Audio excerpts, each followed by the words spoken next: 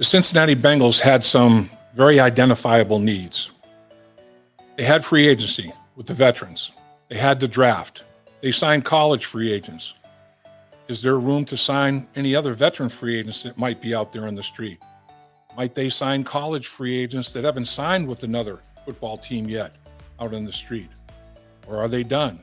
Are they going to do extensions with players that they want to get under contract for future years? All of these things have to be pieced together. It's a big puzzle. But the burning question is, those needs that we talked about, did the Bengals address those needs in a satisfactory manner? We'll hash it out.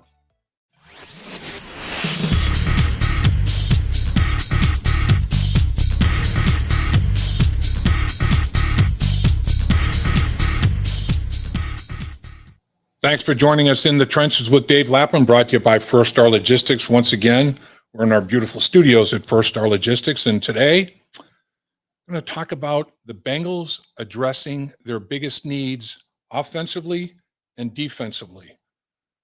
The two drafts prior to this one, the Bengals went offense because in free agency, they attacked their defense. This year in free agency, the Bengals said, we need to get after our offensive line. Everybody knew you didn't have to be a football Einstein to figure out that the Bengals offensive line was a spot that needed to be addressed. 70 times Joe Burrow was sacked, 51 times in the regular season, 19 times in the postseason. And he still rewrote part of the record book. If you can cut it down to 40, 45 sacks total, I'm talking about getting to the Super Bowl again and just giving up that number. Think of the records that Joe Burrow could set. The Bengals are set at quarterback, and they're set at receiver, just like the National Football League. It has become a throwing league. AFC, look at the quarterbacks that have come from the NFC to the AFC. Look at the wide receivers that have come from the NFC to the AFC. The AFC is loaded with quarterbacks and skilled receivers. It doesn't matter if you don't have an offensive line that can keep the quarterback upright. You can have Pro Bowlers at every position. If your offensive line's a sieve, it's hard to throw when you're laying on your backside, or hard to throw when all the pressure is right in your face and you can't see down the football field. So you have to address the offensive line, and they did in free agency. They went out and they got after it. Collins is a premier right tackle they got from the Dallas Cowboys. This guy will capture the line of scrimmage in the running game, very, very physical, and he's an upgrade in pass protection. Riley Reef is a hard-nosed run-blocking guy. I think Collins, still gives you that Riley Reef gave the Bengals last year at the tackle position. But Collins is an upgrade from a pass protection standpoint. He's got really good feet, very strong hands. He's going to be a very good pass protector at the right tackle position. And then they went and they signed two interior offensive linemen. Ted Karras can play guard or center inside. Ted Karras, he won a Super Bowl with the New England Patriots, playing with Tom Brady. Ted Karras has shown that he belongs in the National Football League and then played at a very high level and won a Super Bowl. That is an upgrade in the offensive line. They go to Tampa Bay and they sign Alex Kappa. Alex Kappa went to the Super Bowl and won a Super Bowl with, surprise, surprise, same guy, Tom Brady. So now you have an offensive line that has been upgraded with two guys in the interior that have won Super Bowls and a guy on the edge that played with the Dallas Cowboys who had a very good offensive performance over the years. And this guy was a premier player in that offensive line. Now the offensive line has some team leaders because instantaneous credibility. When you win a Super Bowl, it not only improves your leadership in your offensive line room, everybody on the football team, including Joe Burrow. Hey, this guy's a Super Bowl champion. I mean, that says something. Plus the fact that all these guys have leadership qualities, which is, uber important. Now the offensive line, it has to become one. 5 guys playing as one. I've said it many times. A good offensive line, when it's operating properly, it's like a fist.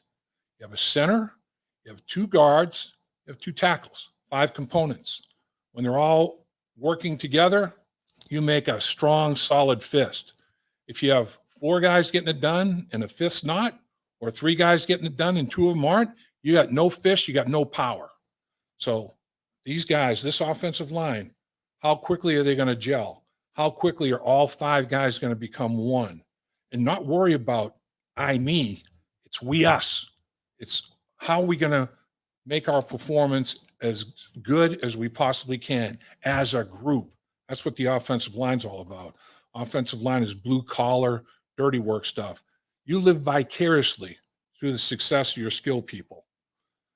When Joe Burrow wins MVP and the team wins the Super Bowl, the offensive line looks at each other and says, well done. We did our job. You live vicariously through the success of Joe Burrow getting, the hero worship of league MVP. You maybe have 2 receivers that make the Pro Bowl. I mean, Joe Mixon makes the Pro Bowl as a running back. That's all. That's what it's all about. You don't worry about individual accolades as an offensive lineman. Those will come if you live vicariously through the success of putting numbers up for your offense. So the Bengals addressed a big need up front offensively by doing what they did in free agency. Let's flip to the defensive side. Lou Anarumo, prior to the draft, said you don't have to be a football Einstein to realize that we need to address the corner position, and meaning the back end.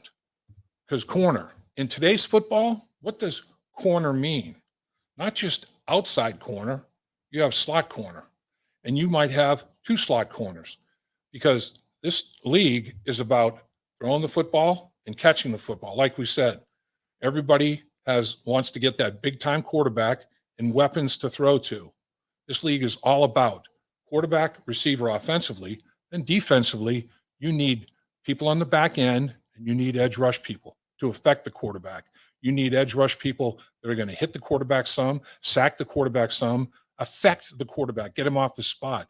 Don't let him sit in the pocket, have time, make reads, be able to dissect you and pick you apart.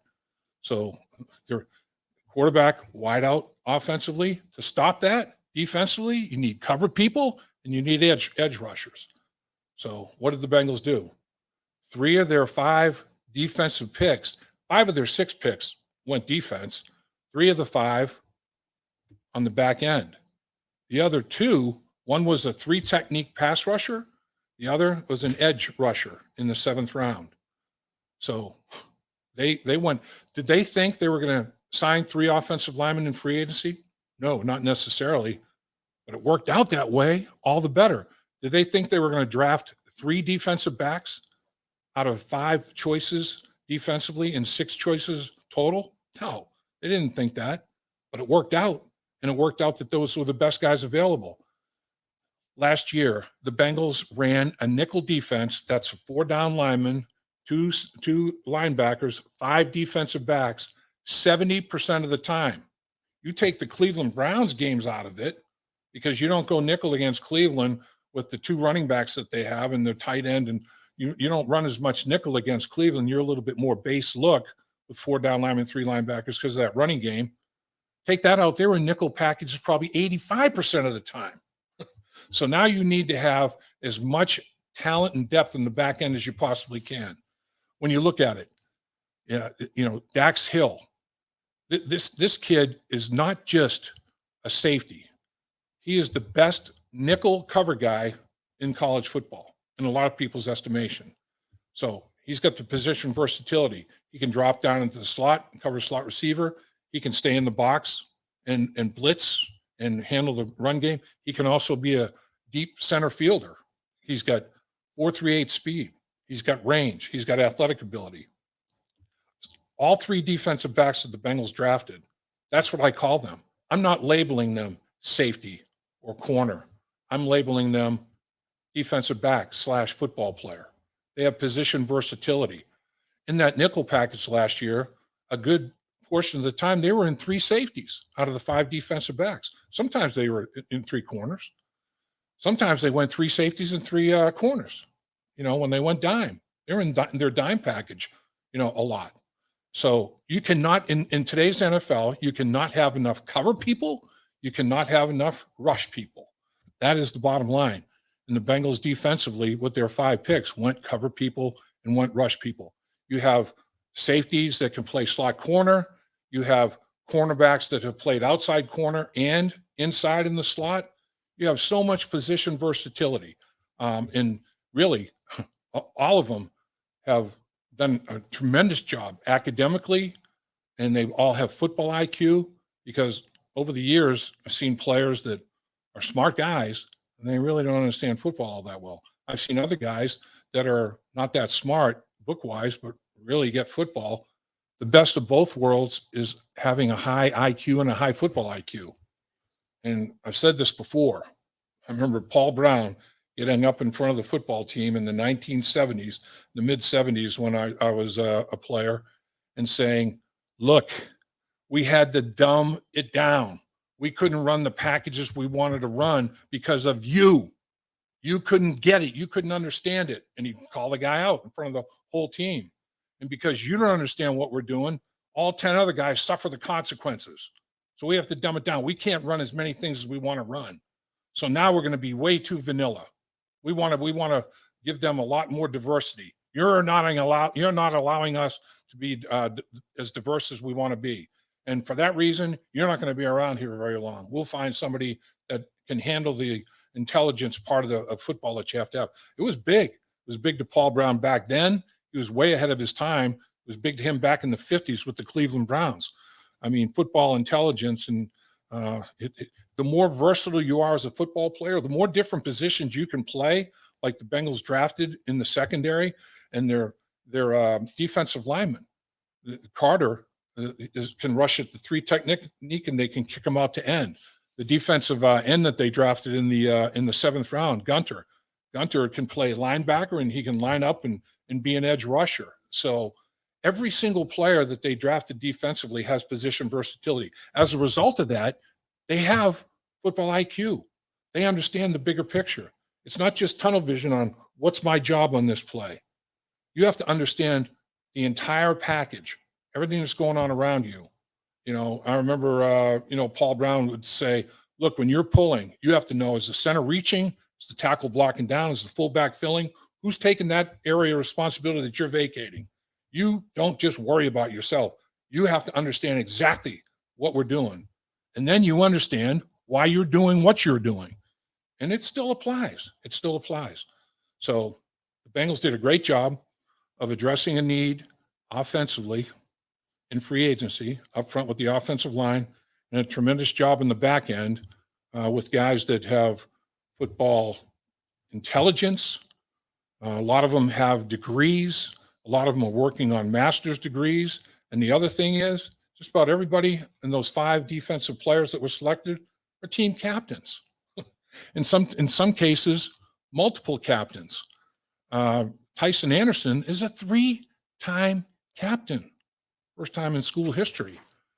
And I don't want to forget about one guy, Cordell Volson, the offensive lineman, was drafted in the 4th round.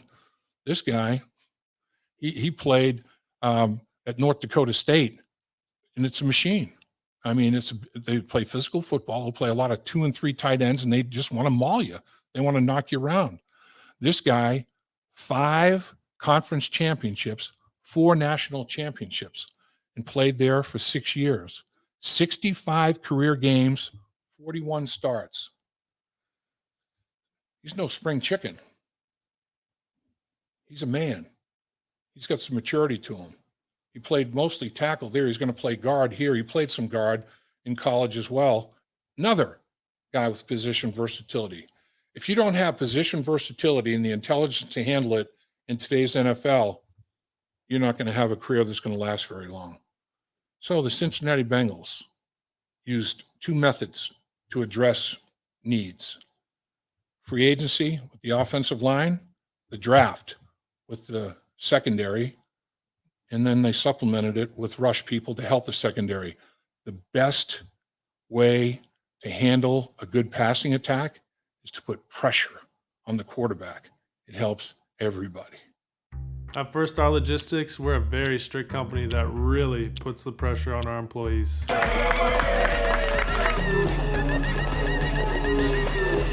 Breaks? What are those? That's what I'm talking about, Icky. Get the body right, then the mind's right. You know? So Gotta get that body right. That's right. Yes, sir. Become a star with a chance to earn the highest commission percentages in the industry as a freight broker agent. Check out firststarlogistics.com.